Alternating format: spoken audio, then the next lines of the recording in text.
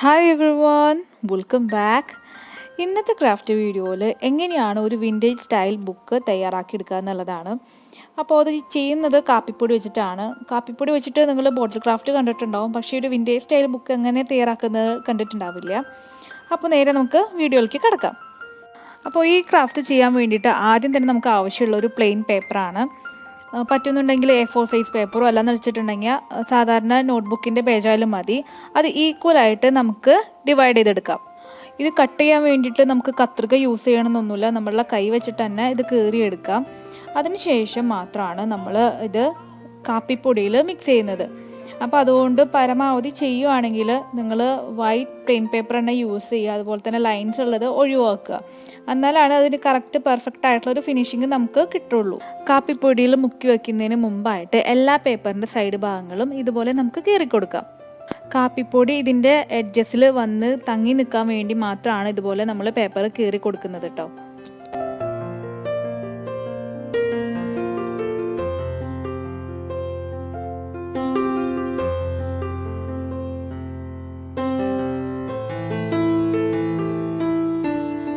ഞാനിവിടെ instant coffee പൗഡറാണ് use ചെയ്യുന്നത്. ഒരു 1/4 ടീസ്പൂൺ കോഫി പൗഡറും അതുപോലെ തന്നെ ഒരു 1/4 ഗ്ലാസ് വെള്ളമാണ് യൂസ് ചെയ്തിട്ടുള്ളത്.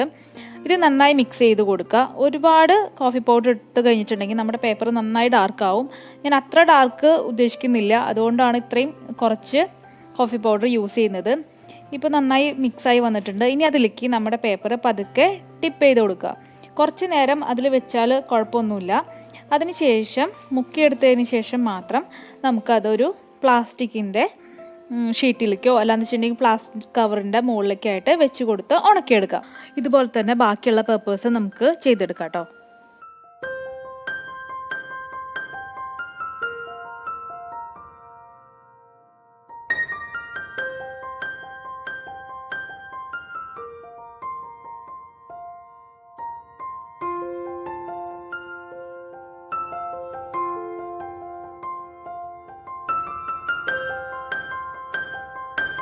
കാപ്പിപ്പൊടിയിൽ മുക്കി വെച്ചിട്ടുള്ള പേപ്പേഴ്സൊക്കെ ഇപ്പോൾ നന്നായി ഉണങ്ങി വന്നിട്ടുണ്ട്.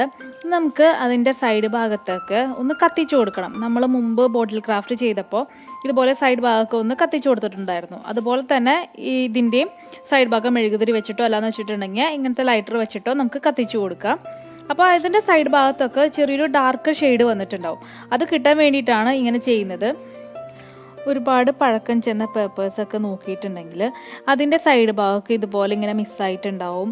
കുറച്ച് ഭാഗങ്ങളൊക്കെ ചെതലൊക്കെ പിടിച്ച പോലെ ഇരിക്കുന്നുണ്ടാവും. അതുപോലെ തന്നെ കളറിലും വ്യത്യാസം വന്നിട്ടുണ്ടാവും. അപ്പോൾ ആ ഒരു ടെക്സ്ചർ കിട്ടാൻ വേണ്ടിയിട്ടാണ് നമ്മൾ കാപ്പിപ്പൊടിയിൽ മുക്കുന്നതും അതുപോലെ ഇതിൻ്റെ സൈഡ് ഭാഗത്തൊക്കെ കത്തിച്ചു കൊടുക്കുന്നതും.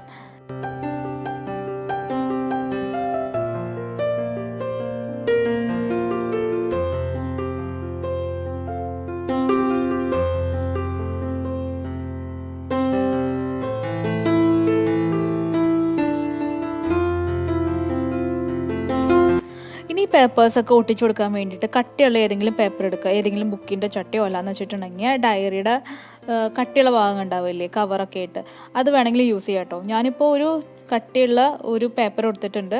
അതുപോലെ തന്നെ എൻവലപ്പിൻ്റെ ഒരു പീസും കൂടി കട്ട് ചെയ്തെടുത്തിട്ടുണ്ട്.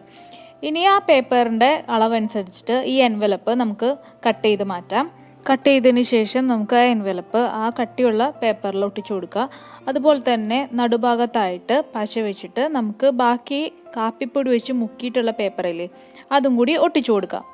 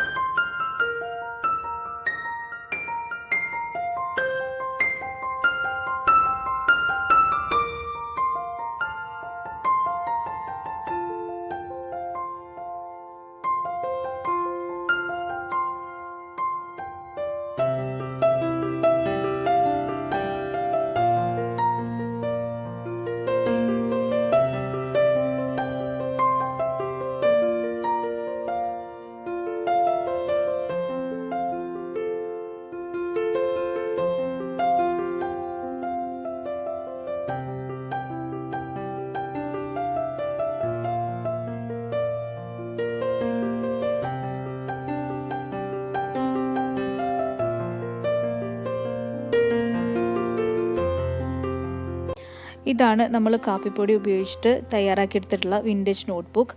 ഒരുവിധം പഴമയൊക്കെ തോന്നിക്കുന്നുണ്ട് ബുക്ക് കാണുമ്പോൾ. അപ്പോൾ നിങ്ങൾക്ക് ഈ വീഡിയോ ഇഷ്ടമായെന്ന് വിചാരിക്കുന്നു. ഇഷ്ടമായാൽ ലൈക്ക് ചെയ്യാനും അതുപോലെ തന്നെ കമൻറ്റ് ചെയ്യാനും മറക്കരുത്. ആദ്യമായിട്ടാണ് ഈ ചാനൽ കാണുന്നുണ്ടെങ്കിൽ ഒന്ന് സബ്സ്ക്രൈബ് ചെയ്യുക. സബ്സ്ക്രൈബ് ചെയ്യുന്നതോടൊപ്പം തന്നെ തൊട്ടപ്പുറത്ത് കാണുന്ന ബെല്ലൈക്കണിൽ ഓൾ എന്നൊരു ഓപ്ഷൻ കൂടി ക്ലിക്ക് ചെയ്താൽ മാത്രമാണ് ഞാനിടുന്ന വീഡിയോസിൻ്റെ നോട്ടിഫിക്കേഷൻ നിങ്ങൾക്ക് പ്രോപ്പറായി കിട്ടുള്ളൂ. അപ്പോൾ അടുത്ത വീഡിയോ ആയിട്ട് വരുന്നവരേക്കും bye, take care and thank U.